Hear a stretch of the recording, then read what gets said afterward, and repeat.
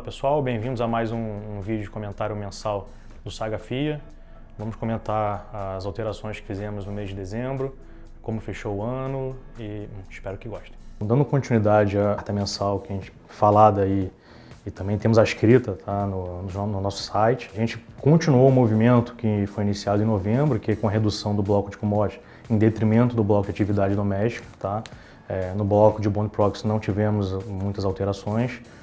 Mantemos as 4 posições no setor de utilities e mais essa maior posição que é a BR Properties, né, que é a empresa de lajes comerciais corporativas, Rio-São Paulo. Enfim, o Lucas vai comentar como se deu esse aumento do bloco de atividade doméstica quando a gente fez uma reflexão aqui interna sobre as empresas de saúde integradas na Bolsa.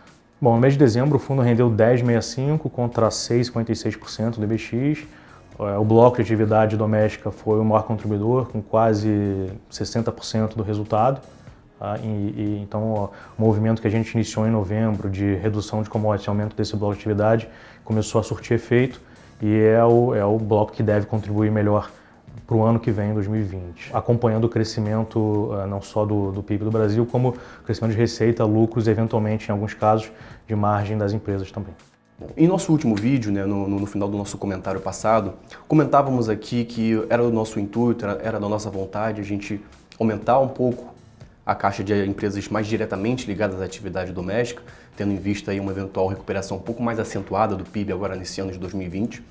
Mas a gente também compartilhou a ideia, a gente compartilhou aqui o nosso sentimento de que a gente estava muito reticente com algumas boas histórias que sim existiam, mas com o preço que ela já se encontrava. Então, como o nosso trabalho aqui principalmente é pagar boas histórias somente a preços justos, passamos esse último final de ano numa intensa reflexão aqui dentro, num debate muito importante. Então chegamos à conclusão, depois de todo esse debate, de que seria mais adequado a gente voltar à nossa posição no setor de saúde. No primeiro semestre de 2019, apresentamos ali durante aquele período e conseguimos com isso uma rentabilidade bem interessante através de uma exposição intermédia que é a Apivida. Reduzimos a exposição no momento onde uma delas, a Apivida, realizou uma aquisição transformacional do ponto de vista de dimensões.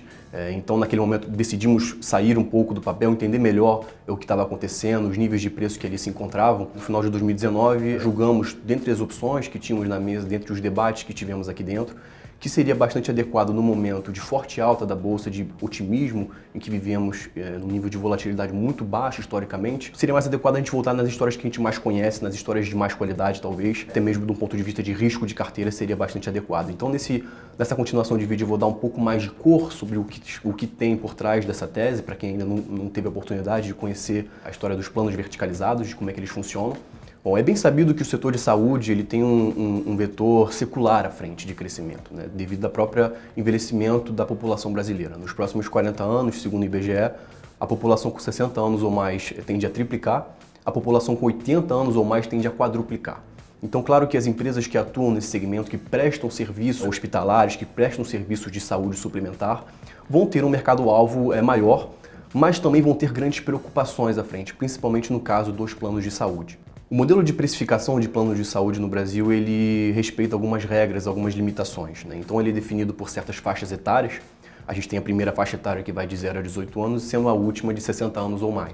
E a legislação impõe algumas regras que limitam a prática de mensalidades segundo essas faixas. Então, por exemplo, dentre várias regras, a última faixa etária não pode ser 6 vezes superior, a sua mensalidade não pode ser 6 vezes superior à primeira faixa etária. Então a gente tem aqui um mecanismo de transferência de saldos líquidos entre um grupo de pessoas mais idosas que usam mais o serviço e que, por consequência, tendem a gerar mais custo do que receita para os planos, e uma população mais jovem que tende a trazer mais receita do que custo e, por consequência, gerar um saldo líquido positivo. Então é assim que esse sistema consegue se manter em pé, assim que esse arranjo funciona, devido a essas transferências que são chamadas de transferências intergeracionais entre uma população que gera saldos líquidos positivos para uma população que gera saldos líquidos negativos pelo maior uso dos serviços hospitalares. No entanto, esse sistema acaba encontrando uma grande limitação na medida em que essa população envelhece, porque aumenta-se a necessidade de transferência desse saldo líquido entre os mais jovens para os mais idosos,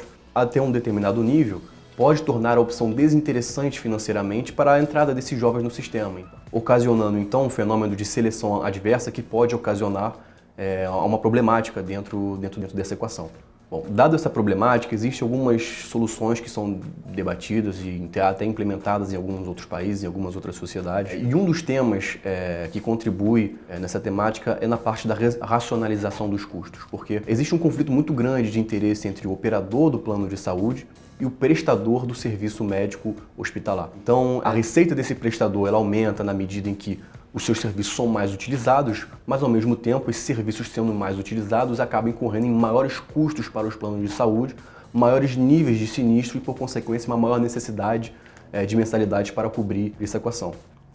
E aí que entram os operadores de planos verticalizados, na medida em que, além de terem a base de vidas, eles também são proprietários das unidades que prestam serviço a essas vidas, do hospital à clínica de diagnóstico por imagem, por exemplo. Tendo um maior controle sobre o processo, a gente consegue eliminar então o grave conflito de interesse que existe entre essas duas partes, reduzindo então níveis de desperdício, aumentando o grau de eficiência, traduzindo em níveis de sinistralidade melhores, e por consequência, parte desse ganho pode ser repassado para os consumidores na forma de ticket médio praticado mais baixo do que a média dos outros planos, incorrendo assim em ganhos de participação de mercado muito expressivo, que é o caso dos últimos anos, tanto em Intermédica quanto em Apvida. Então, essas duas empresas, elas, ainda agora capitalizadas, elas têm um potencial ainda maior de crescimento, na medida em que, além do orgânico, existe uma grande oportunidade no Brasil todo de aquisições e de fusões, como já vem acontecendo desde que elas vieram à Bolsa.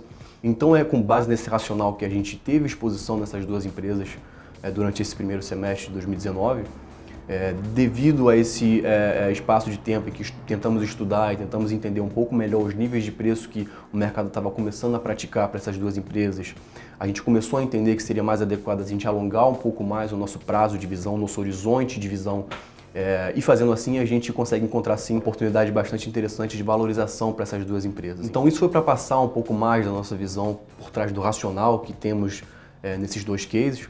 Além disso, a gente aumentou um pouco a nossa exposição nesse grupo de atividade doméstica através de aumento gradual em algumas posições que a gente já vinha carregando. E a gente julga aí que hoje, perto de 36%, a gente já se encontra um pouco mais adequado para um cenário que a gente espera ser possível de acontecer, ou seja, uma eventual aceleração, um eventual momento econômico mais forte. Foi o principal contribuidor para o resultado do nosso fundo no mês de dezembro e a gente segue estudando algumas outras opções, eventualmente, que possam aparecer pela frente. Bom, esse foi o comentário do mês, obrigado pela atenção. Lembrando que a gente tem os nossos últimos vídeos também nesse canal e que temos também a nossa carta escrita no nosso site. Então convido vocês para estar acessando o nosso material e até a próxima. Obrigado.